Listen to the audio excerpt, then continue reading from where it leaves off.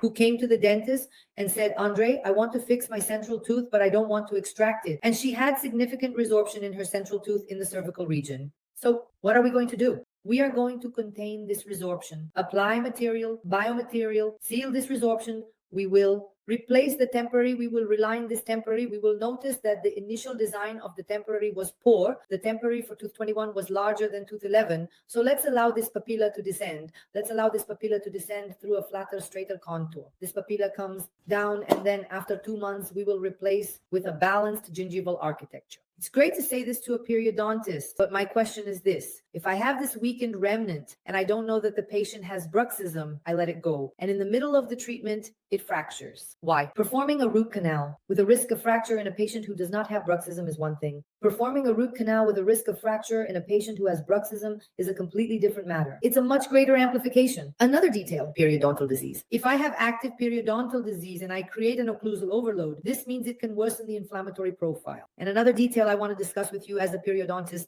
sleep deprivation. According to the Sleep Foundation, the Association of the Sleep Society of Sleep. According to the association, do you know what happens?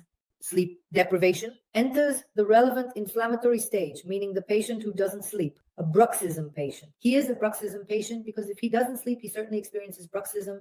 Bruxism does not occur in deep sleep. Note this down. Bruxism occurs in light sleep. Bruxism occurs in light sleep. Bruxism does not exist in non-REM 3 sleep and REM sleep. There is only bruxism in light sleep. Now, if you are experiencing bruxism, have sleep deprivation, have the inflammatory profile, what will happen to you? You have an inflamed profile, exacerbated periodontal disease. Look how interesting. So a patient who doesn't sleep is a patient with more inflammation, a compromised patient. So be careful when offering treatments to patients without the patient being balanced. So if you want to know more about these topics, start following me and share with more dentists.